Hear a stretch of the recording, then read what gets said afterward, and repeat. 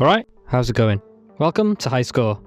I'm Paz, and today we're grabbing our trusty old plasma cutter and diving headfirst back into the necromorph outbreak in Dead Space 2. This time around, our good old pal Isaac Clarke has been picked up by EarthCub after the events of the first game and is taken to his station called the Sprawl, which is located on Titan, a moon orbiting the Chungus planet Saturn. Dead Space 2 takes place 3 years after the original, so I'm sure we'll get to find out what Isaac's been doing this whole time, and, you know, there's gotta be aliens at some point. It wouldn't be a Dead Space game without flesh-eating necromorphs cutting around the place. Isaac has a voice in this one too, so get ready for that. Actor Gunnar Wright takes centre stage as the dismembering engineer Isaac Clarke in the sequel, and the guy does a top-notch job of fleshing out the character, making him feel like a human being we can relate to. You know, the emotions and stuff, not the cutting limbs off poor people who have turned. I talk more about the actors and their respective characters later on in the episode, so watch out for that. The best way to describe the sequel is like how the first two Alien movies are set up. Dead Space is like Alien, and the sequel being like Aliens. It's probably best not to mention the third one. So, will Isaac survive the outbreak on the Sprawl, or will he sprawl away and... The game begins similarly to how the first game started. Static clears revealing Nicole trying to reach Isaac via a video call. Nice to know buffering still exists in the 2500s. She wakes him up by calling him, but he doesn't seem too fussed. Nicole looks pretty happy that she's working on the Ishimura, and it's here we find out that Isaac was the one who pushed her into taking the job on the about-to-be decommissioned Planet Cracker vessel. Yikes. The call slowly fades away and... Isaac! Jesus, calm down. We're now in a therapy session by the totally sane and empathetic Foster Edgars. He's a nice guy, don't worry about it. We find out that Isaac is pretty mentally damaged after the events of the first game, and we get reminded of that as Isaac starts to hallucinate Nicole's final moments. Another great intro to a Dead Space game. I love how it ramps up the tension as he's pretty much interrogated by Edgars. It made you see things, didn't it? Things you didn't want to see. It spoke to me. What did it say, Isaac? What did it say to you, Isaac?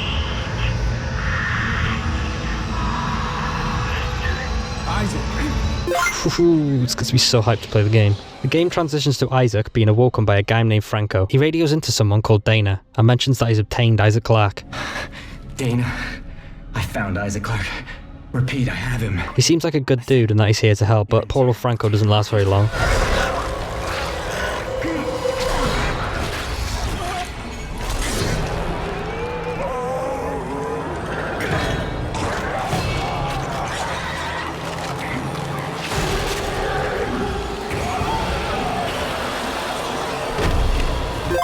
Wow, that's horrifying and amazing all at the same time. Isaac manages to break free of Franco's grip and starts to escape the area as dozens of necromorphs start coming out of everywhere. It's a tense sequence as Isaac barely makes it out alive.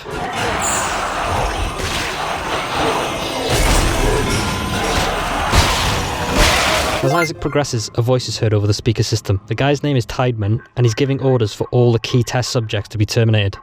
That can't be good for us. Isaac reaches an office room above the cells of the test subjects, where a video log is open and playing. A man named Nolan Stross is being questioned by our therapist, but Stross seems to be in some mental distress, saying he saw a big black thing with red symbols on it. That doesn't sound great. It was black. Deep black and glowing red with symbols. Symbols whispered to me. And what did the symbols whisper to you? We managed to bump into our good pal Edgars, and he seems to be carving something in the window. Isaac gets closer and Edgars grabs you, telling Isaac that he's done some messed up shit. It looks like he stabs you, but he actually lets you go. It's a creepy encounter with some decent dialogue, even if it does end in blood. Isaac, we're all gonna burn for what we did to you.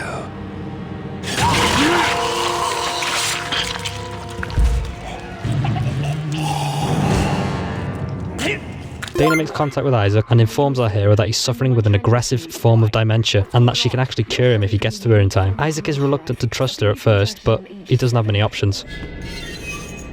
I don't like this. New to Dead Space 2 are these little engineering vents Isaac can climb through to reach certain areas, and I fucking hate them.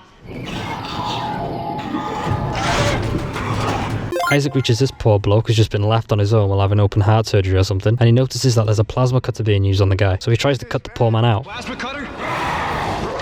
Oh my god! Fuck!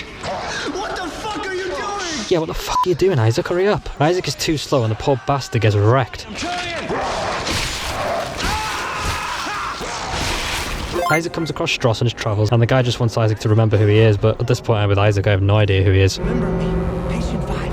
I'm Patient 5, remember? The room goes into lockdown and Isaac gets sick of Dana's shit. He then immediately regrets it pretty much straight away. I do need your help. He reaches a lift and it gets all spoopy in there. What the fuck?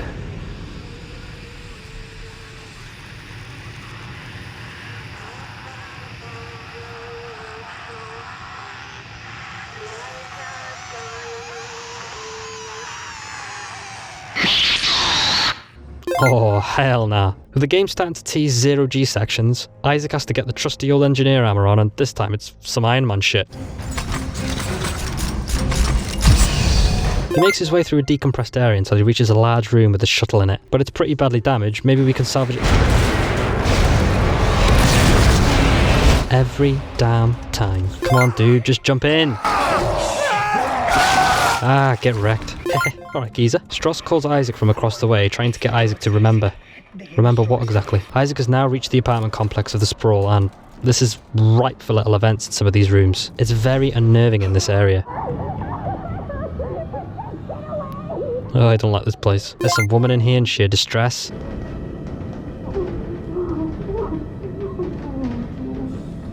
There's another one where someone's mother's turned. I'm not leaving my mother! We have to go, man! And finally, there's this one which just straight up made me uncomfortable.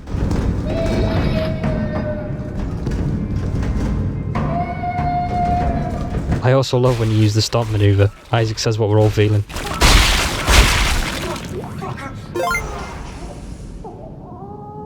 Oh man, someone left their baby in there. Isaac reaches the tram station, but the guilt of losing Nicole is torturing poor Isaac.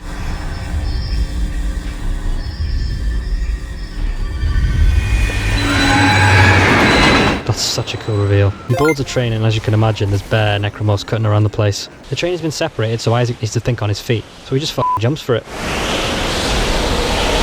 Nice. Unfortunately for Isaac, the train starts to derail, and the poor man has to slide all the way down it, avoiding any flashies that try to nom on him. Oh shit, now what are you gonna do? Oh shit! Dana reroutes Isaac through the goddamn Unitology Recruitment Center. Yippee! I love the world building in this series. It's so good. Just the little things like this random engineering guy who made a video showing that you can actually use your telekinesis ability to pull the limbs off of necromorphs and fire it back at them. See? Just shoot it back at them. Isaac reaches some kind of trash compactor room, and it's here we get our first look at the anti-gravity section in the sequel. They improved it this time around, so you can actually fly around instead of jumping from area to area. It's super fun. He manages to reach the Unitology living quarters, and yes, it's even more creepier than I thought.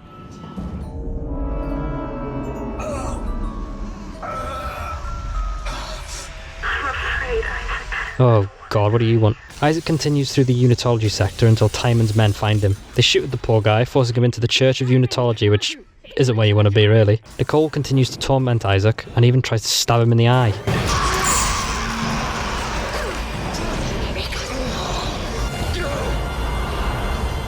Oh god, you gotta watch over that. The Church of Unitology is full of creepy artifacts and atmosphere as you get further into this hellhole. It even has a cryostasis room, which I'm guessing is to test the transformations from human to necromorph. I shat myself here as well.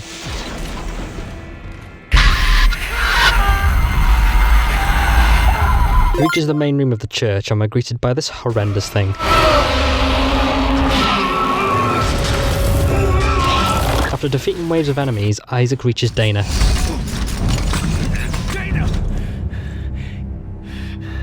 You're a unitologist. Haha, brilliant. She tells Isaac that he's built a marker and that's why he's here. Well, that's why we brought you here. To build markers for us. To spread glorious convergence to the entire galaxy. You people are unbelievable! Yeah, they are. We need that precious little head of yours just the way it is. What a lizard. As Dana carries on waffling, that EarthGov ship she mentioned earlier finds them and starts lighting them up, killing all of the Unitologists. Somehow Isaac manages to escape unharmed and lands right into the living room of this giant beast. Poor Isaac gets battered around the place but manages to free himself by shooting its gooey bits. A chase ensues and that EarthGov ship is here to save the day.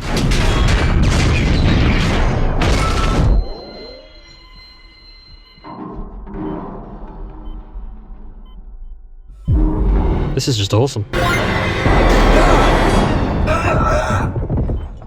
Well, that was lucky. Oh no, we're back here. Stross contacts Isaac and reveals that they can destroy the marker because they're the ones that created it. He reveals its location, then bugs out again. Poor guy's losing his mind. En route to the government sector, Isaac comes across a woman fighting a bunch of necromorphs. She almost takes Isaac's head off firing her plasma cutter, but she does seem pretty smart. Isaac introduces himself, and it's here we find out her name is Ellie. She seems to let her guard down a little, but She still doesn't trust anyone. It is a solid introduction to the character, showing us that she seems pretty capable of holding her own, and it's someone who'll be seeing a lot of in the future.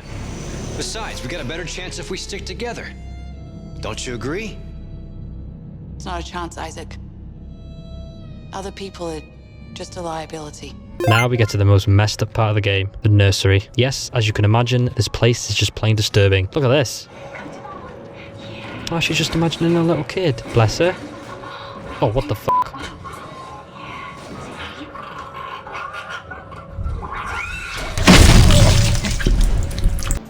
Alrighty then. Yes, that's right. You kill babies in this game. Big, yellow, bloated babies. You gotta love Dead Space. Isaac has a vision of Nicole again, and the guy is self-aware enough to know that these aren't real. I'm not listening to this. You may fool Strauss, but I know you're not real. He shakes off that hallucination and makes his way down to the transport hub when Ellie makes contact. She's bumped into Strauss, and the poor guy is almost at breaking point. So Isaac basically makes Ellie Strauss's bodyguard, and the trio meet at the transport hub. It's here we learn that Ellie actually works for the same company as Isaac as a pilot, although apparently being an engineer makes you a nerd. Nerd. Figures. You are? Ellie gets a little explanation from Isaac as to why he's on the path he's on, and she pretty much sums up Isaac's character. Happening on this station is happening because of that marker. I have to get to it and destroy it, and I need Strauss to tell me how. You're a strange man, Isaac. Tideman shuts off the power because it would be too easy to just take the tram to the government sector now, wouldn't it? At least we get an excuse to fly out in space now, don't we? Whee! Whee! I love these sections. They are fun apart from the janky camera angles, but the scenery makes up for it. Isaac realigns the solar panels for the station, powering it back up for Ellie and Strauss to make it across. But what about Isaac? How the hell is he going to make it there in time?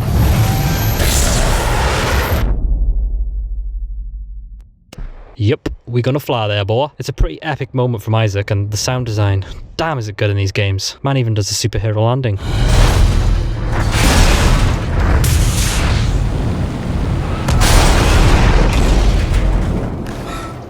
After overcoming some interruptions with the door and being temporarily split up from Ellie and Strauss, the crew have a moment to collect themselves. With some pretty decent acting in the first game, the sequel continues that trend with some decent performances from our main characters. Gunnar Wright, who plays Isaac, and who was actually the guy who did some of the moans and grunts for Isaac in the first game, does a really decent job with the character in the sequel, turning him from a silent loner to a guilt-ridden hero on a mission to redeem himself. Sunita Henry plays Ellie, a newcomer to the series, also does a stand-up job, although I feel while these performances are solid, technology from the late 2000s kind of takes some of the motion out of them. I mean, that's just my opinion. I think now these games would have so much more life to them. I love the characters, the world. I just think the series would do so much better now than it did back then with the current technological advancements we have. It's probably just because these games are quite old, I guess. Back then, this would have been top-notch facial animation, probably. Ellie sends over the coordinates for the central hub of the facility so they can meet up again, and Isaac gets to his usual business of chopping off limbs and not succumbing to the hallucinations of Nicole, until he reaches Ellie and Strauss just before the central hub room. The pair discuss how Isaac can reach them, when Strauss starts his usual psychosis episode. It looks like smooth sailing until Tideman turns on the power to the room, making you have to dodge all kinds of obstacles. After their encounter, the game throws a level straight out of Crash Bandicoot. It can't be me who noticed this.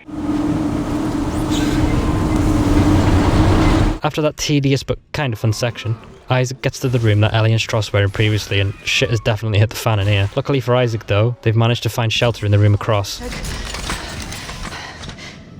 Glad to see you've got all your parts. What? You alright?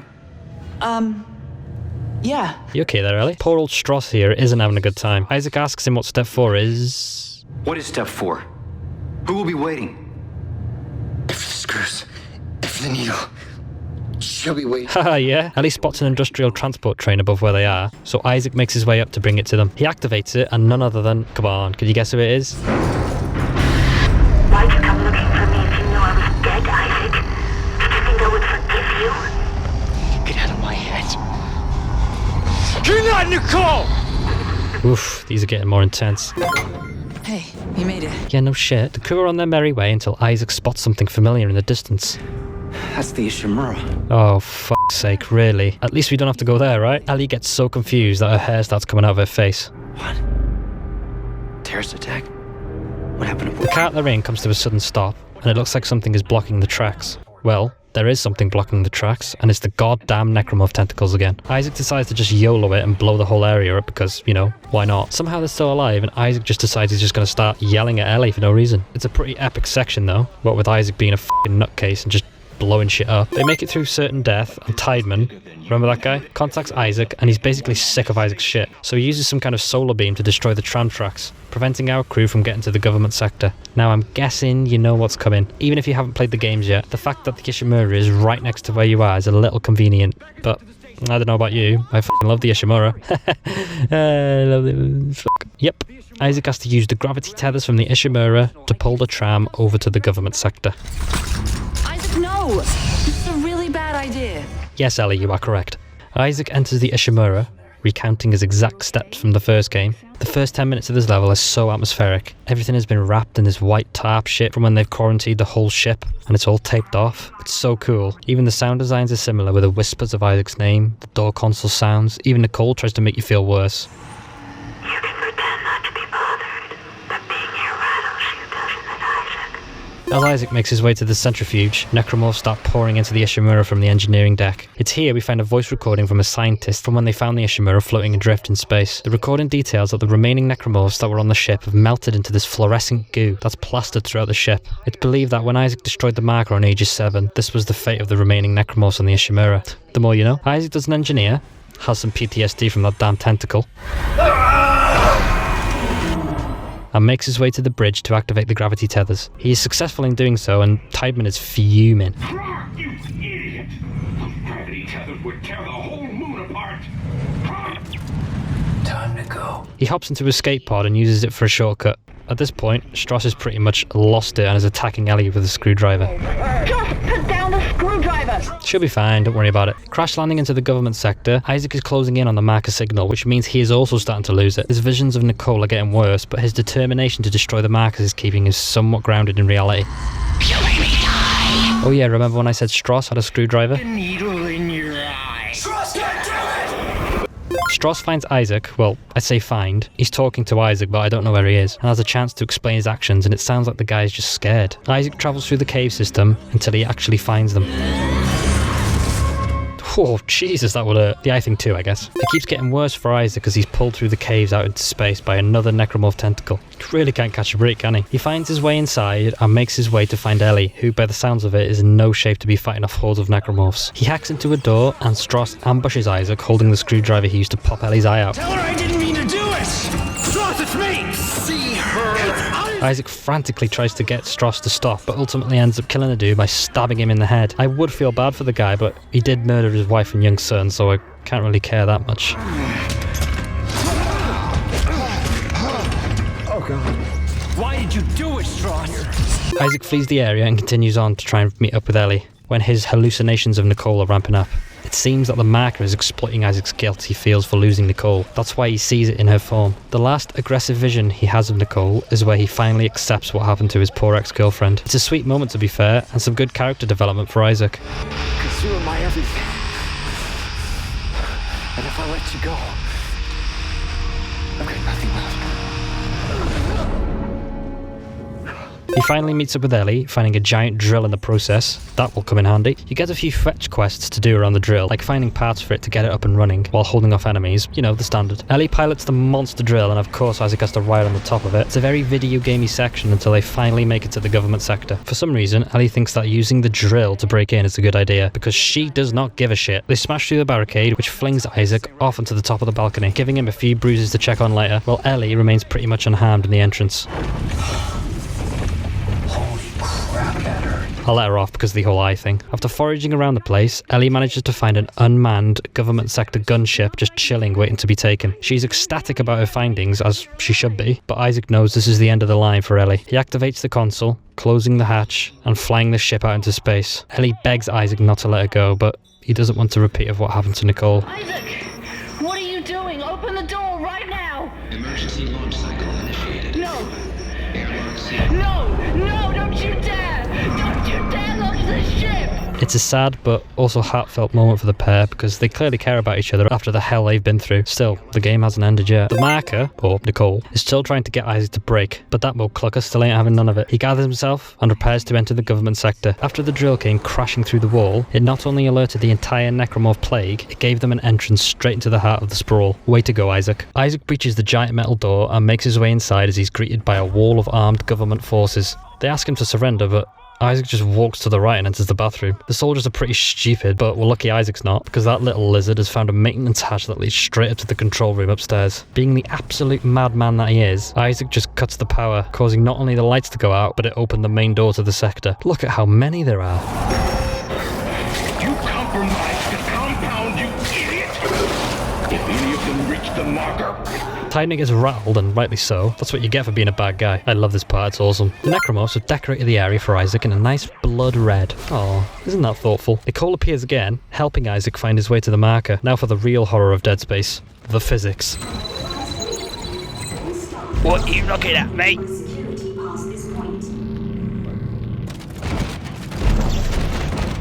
After that terrifying ordeal, Isaac continues through the sector, slaying necros and solving puzzles until he finally reaches the marker he built.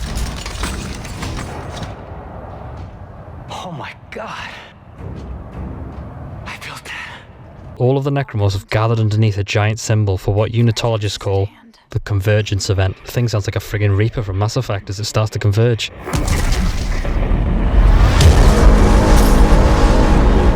Isaac, you have to make us whole. Ah, f off. Oh boy, here we go. The most famous scene of the whole franchise here, folks. Isaac has to climb into the machine to allow it to dig into his brain to remove all that marker code that's floating around in that little noggin of his. I wonder how it's going to get all that...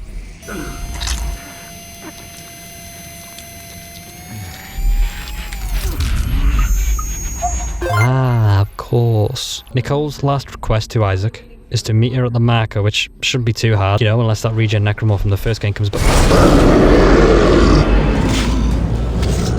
God damn it. This is quite a difficult section to go through because the fucking thing doesn't light up.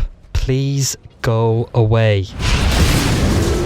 If you're as good as a gamer as I am, then you'll make it to the marker where a bright blue light awaits you at the end. Just kidding, it's burnt face man with a javelin gun. Timon shoots Isaac through the shoulder and then the hand until he's absolutely mugged off by the engineer.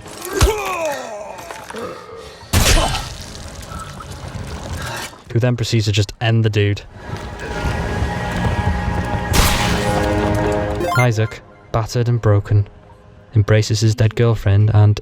Now, time to die. What? Just want to give a shout out to Gunnar right here. God damn it, I trusted you! Fuck you! I marker! Nicole is the last boss in the game, and I just want to give a tip to all those who have never, or who are about to revisit Dead Space 2. The Force gun is OP in this game and you can two-shot the boss.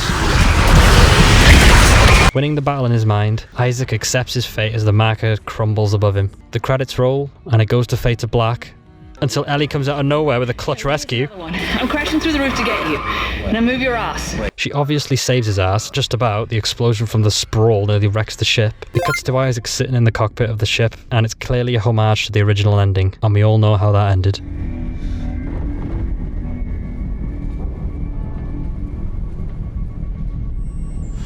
What? The end of the adventure. For now, anyway. Dead Space 2 for me is my favourite of the series. It builds on the original horror elements while pushing Isaac's story forward, even if it is a little more actiony than the first game. I gave the opening a platinum just because of how amazing the effects are on Franco's character as he's pretty much transformed instantly. Look at the skin just peel away. And the second platinum, well, can you blame me? It's a horrific sequence and will make anyone squirm in their seat. Dead Space 2 is a fantastic video game in my opinion. It introduces some decent characters, and it keeps the tradition of great sound design and horror. Next on the list is a single player DLC for Dead Space 2, Severed, which doesn't follow Isaac Clarke's adventure, but rather goes for fleshing out the world of Dead Space in a short package. But did it have any memorable moments? You'll have to wait and find out. Let me know down below what your favourite moment from Dead Space 2 is, and thanks for watching everyone.